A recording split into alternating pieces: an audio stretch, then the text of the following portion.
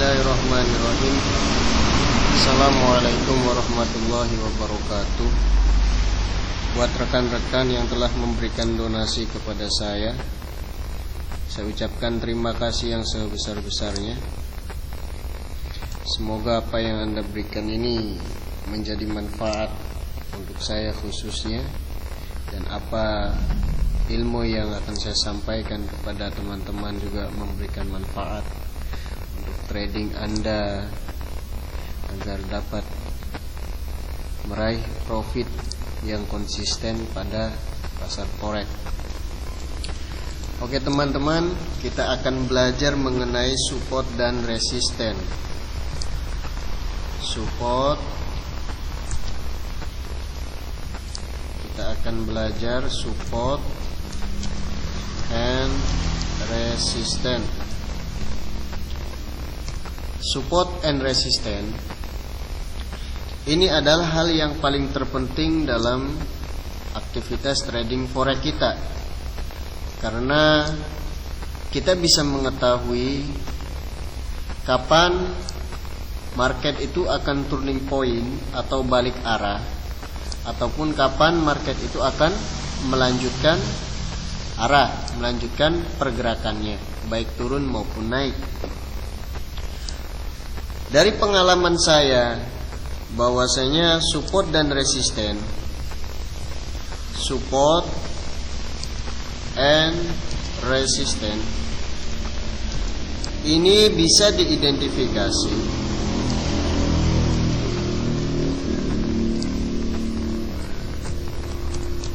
dari open candle bullish atau bearish. Apabila candle bullish,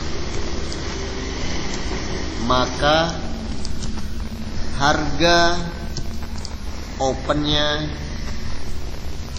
adalah support.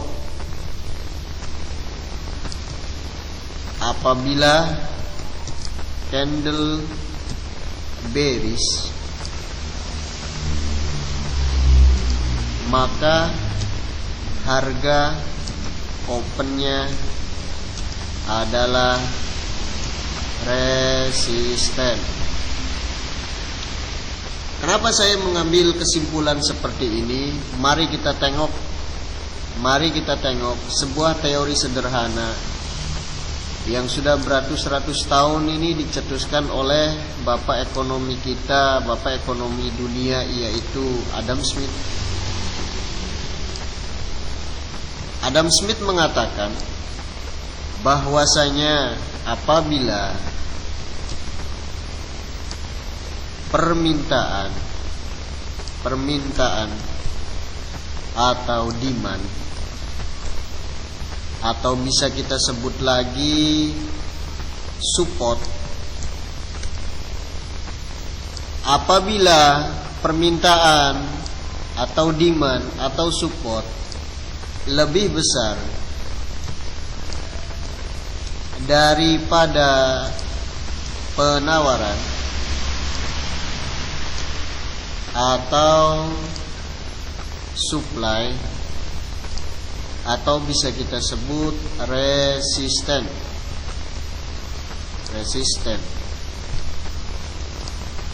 pada suatu level tertentu,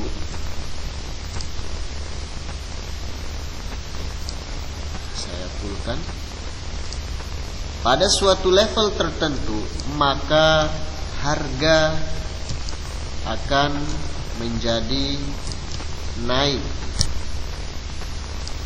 Begitu sebaliknya.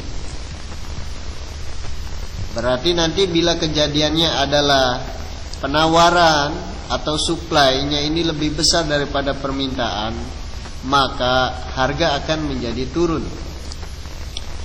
Dari teori ini dapat kita kembangkan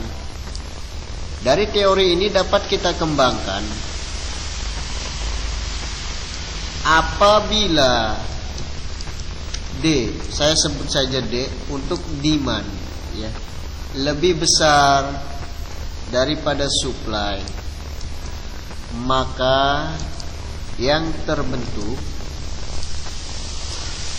adalah candle bullish.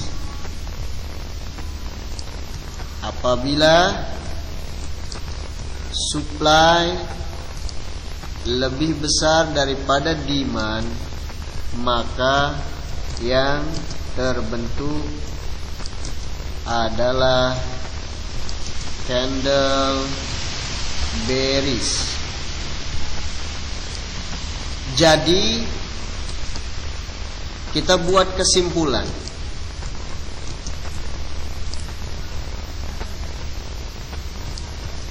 semakin besar body candle yang terbentuk, ini mencerminkan adanya ketidakseimbangan pada harga pembukaannya. Maka disinilah kita bisa mengintai peluang untuk entry. Oke teman-teman, saya kasih contoh. Coba teman-teman lihat. Ini. Teman-teman lihat ini open candle bearish ya. Open candle bearish, saya perbesar. Lihat, ini adalah open candle bearish. Dan lihat body yang terbentuk adalah panjang seperti ini. Artinya apa? Pada harga pembukaannya ini sedang terjadi ketidakseimbangan antara supply dan demand. Berarti kalau yang terbentuk adalah bearish, maka sedang terjadi supply lebih besar daripada demand. Maka pada harga opennya dia berfungsi sebagai resisten. Maka apabila kita nanti ketika menemukan candle seperti ini dan terjadi polar rejection pada harga opennya, maka kita bisa langsung meletakkan entry point kita ya. Kita akan meletakkan entry point kita sell di sini. Nah, target kita di mana? Target kita adalah harga close-nya. Karena apabila setelah close ini kemudian naik, maka dia berubah menjadi area retract. Nah, area retract juga nanti kita akan bahas pada pelajaran berikutnya. Pada pelajaran berikutnya nanti bagaimana cara menentukan support resisten nomor 2. Ini kita akan bahas ini dulu. Lihat. Nah, kita open di sini. Sell kita di sini.